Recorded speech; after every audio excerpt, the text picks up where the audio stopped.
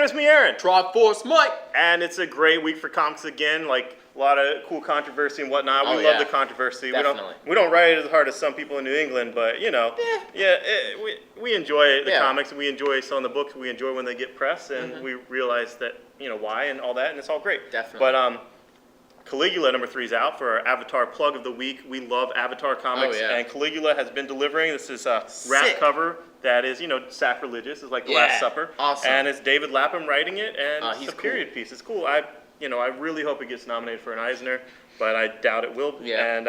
And we have all 3 issues in stock here at the Comic Shop. We love this. We love David Lapham. We like sick stuff. You probably know him from his Cross, The Psychopath and Family Values. Oh yeah. If you're old like me, you know him from Stray Bullets, and I hope that someone republishes those collections. That'd be soon. nice. That'd be nice. Flashpoint 4 was brilliant. So good. Super compressed. Condensed. They could have told Flashpoint in 6 issues easy, just by making this 2 issues. Yeah. Easy. This could have been 3 issues. But I'm glad it was how it was. It's just so much action. Yeah. The camera goes from scene to scene to scene. Boom, boom, gets in the scene at the last possible moment, gets out of the scene as soon as possible. Yes. And just jumps.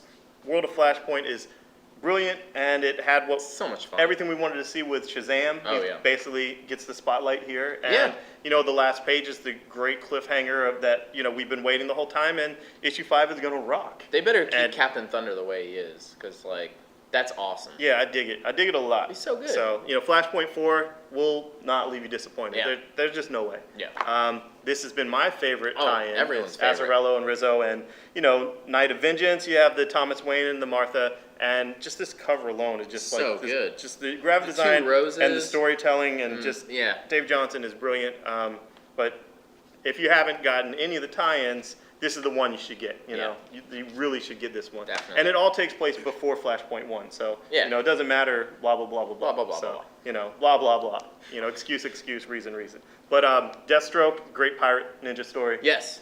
Good times. Awesome. A lot of fun. Yeah. He's taking on Atlantis, and Pirates and ninjas are hot. and it's Jimmy Palmiotti, who's really good at genre stuff like that. Yeah, so, it's very good. great Very good. stuff. Secret Seven is the Odd Duck book. It is. I love it though. I really like it. It's Peter Milligan who writes Hellblazer, and he's going to be writing Justice League Dark with most of these characters. Shade the Changing Man. And I love Shade the Changing Man by Milligan, Oh which those collections are in print now from Vertigo, and just, it's weird, but I really love it. And if you're looking for a superhero thing, don't get it. No. If you're looking for something off the beaten path, magical, weird, really weird stuff, Really strange, out there. crazy, Yeah. Secret Seven, Crazy. Shade the Changing Man, Milligan, good stuff. Very World of Flashpoint has been worth it for the vignettes. Definitely. The main story is, whatever. Take it or leave it, but the Guy Gardner is a Buddhist. that was oh so my cool. God! That was Last so issue, cool. spoiler. Not spoiling anything in this issue because you guys obviously haven't read it yet. Right.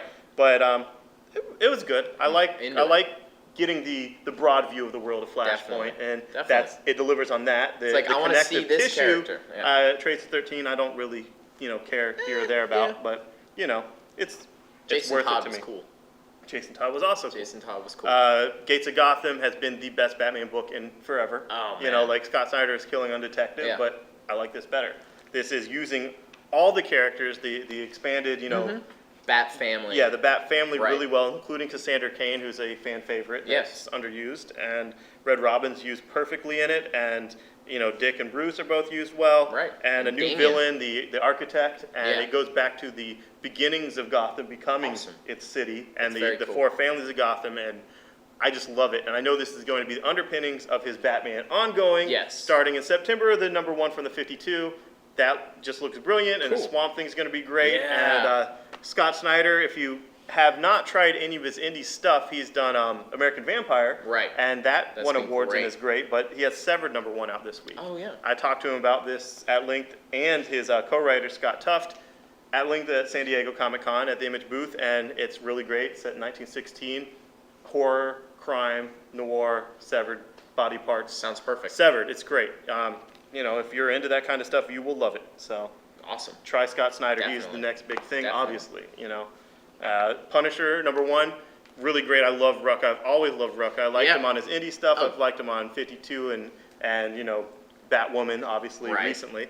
But Rucka, it's kind of funny. Like, I remember when he left DC with the Batwoman thing, the announcement and everything that I probably read on Bleeding Cool was that he's going to focus on creator-owned stuff because he can make more money on that, and that's where his heart and his passion's at. And wonderful, I've loved all his creator-owned stuff as well. Yeah. And then like 2 months pass, and he announces Punisher #1, which is not creator-owned, and by Marvel, by DC's biggest competition, and blah, blah, blah. But as a retailer, and as a Punisher fan, as a Rucka fan, I love it. So, and it's really good, and it's a new, it's a little bit of a twist on Punisher. What I've always kind of wanted to see, at least with the first issue, is I want to relate to the cops. I want to relate to the criminals. I don't want to relate to Punisher. Right. Like, you know, he's the boogeyman. You know, Ennis has done that well. Jason Aaron's done that beautifully. Oh God. But I want a story where he's like Jason. You know, he's just like, you know, like a boogeyman. He's a scary monster. He comes and kills everyone. That's kind of what we get here, and I love Rucka. So if you love Rucka, and you love his indie stuff, you love his crime stuff, whatever, give his Punisher a try. It's not just, you know,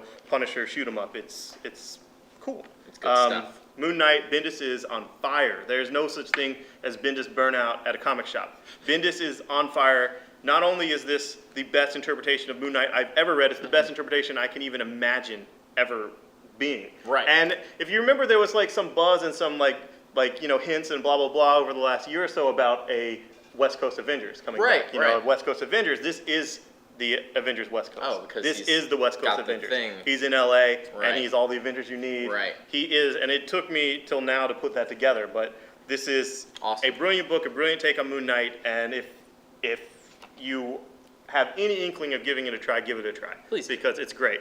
The elephant in the room is Ultimate Fallout 4, where it reveals the new Spider-Man. Boom. And, you know, Miles Morales. Yeah, it's alliteration. Yes, so, like Peter Parker. Our Bendis burnout, which we don't have here. No, we think he's on fire. Yeah.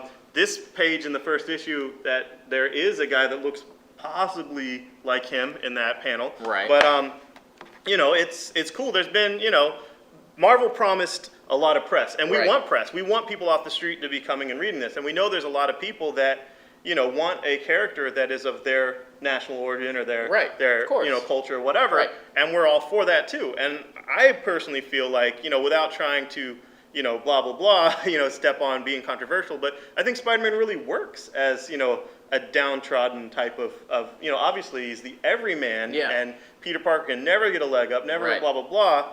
I just think this is going to work. I really think it's going to work. I don't think it's a gimmick at all. I think it's something Bendis had planned for a long time. Obviously, he's on the book for the long haul. If Bendis was the new writer that just came on and wanted to do this, then perhaps. But this is Bendis, man. This is Bendis. Ultimate Spider-Man is his baby. He created it. He created the Ultimate Universe. And if this is what he wants to do, this is what he wants to do.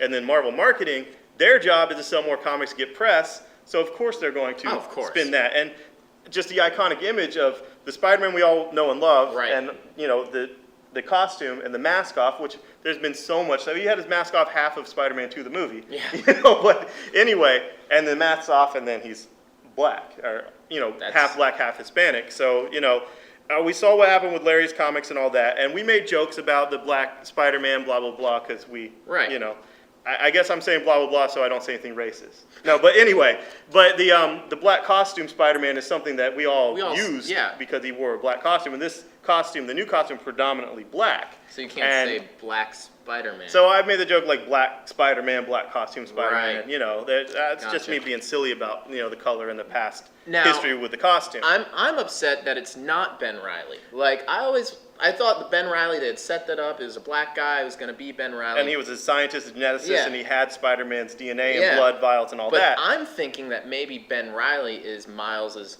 uncle, so he still has that Uncle Ben figure. Yeah, he could easily have a black uncle. We just, you know.